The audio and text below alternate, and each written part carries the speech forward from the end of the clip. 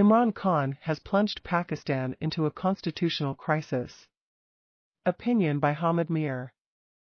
Imran Khan, the 19th Prime Minister of Pakistan, has just plunged the country into an unprecedented constitutional crisis.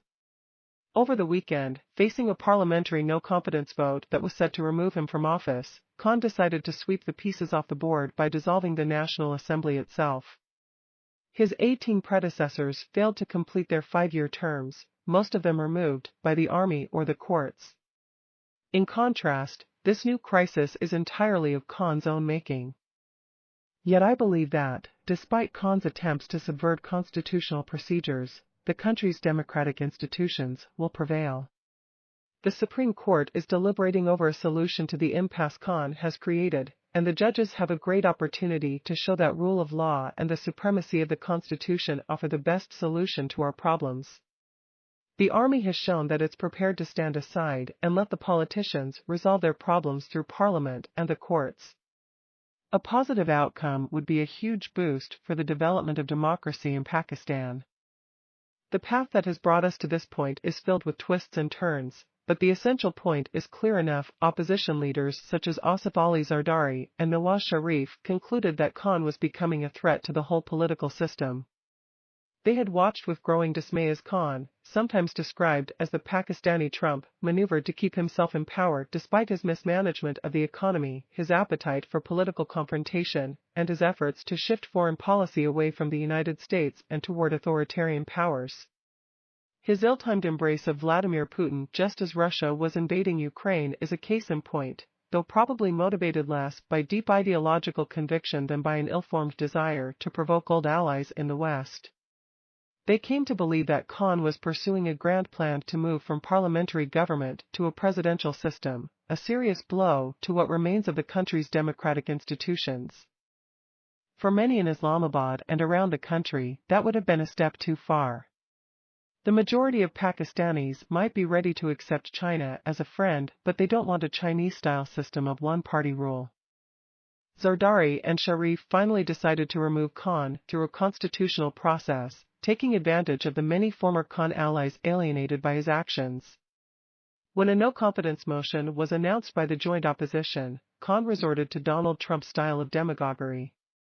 He publicly threatened Zardari, declaring him his first target, and went on to accuse his opponents of taking part in a foreign conspiracy.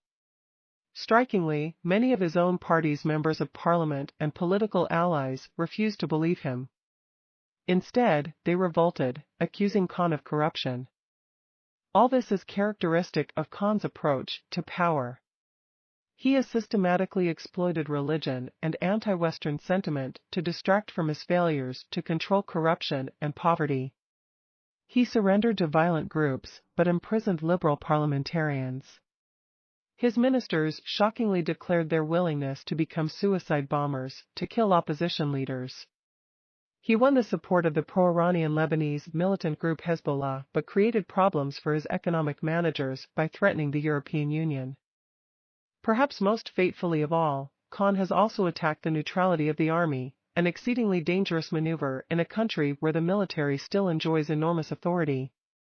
His big mistake was to draw certain senior officers into his own political intrigues, in particular, Lieutenant General Fiz Hamid, a loyalist he named as head of the powerful Inter-Services Intelligence (ISI) in 2019.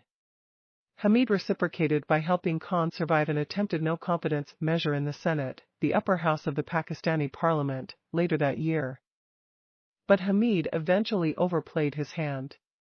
His all-too-overt involvement in politics gradually alienated the public, and the rest of the military leadership soon distanced itself from the Prime Minister and his government.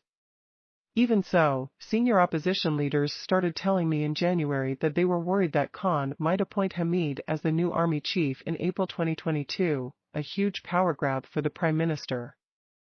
They feared that the next election would be rigged by Khan's loyalists. That factor, combined with the growing discontent among the opposition and some of Khan's former allies, has contributed to the sequence of events that led up to the current crisis.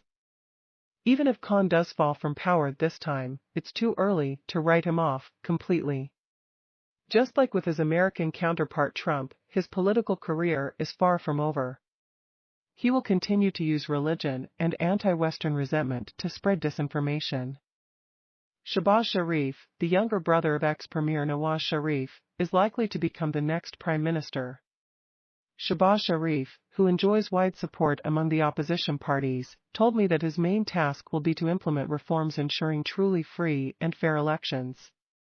He wants to form a broad-based unity government with parties from across the political spectrum. If the opposition parties can remain united, there is real hope they can defeat Khan in the next election and fix many of the problems created by his terrible governance.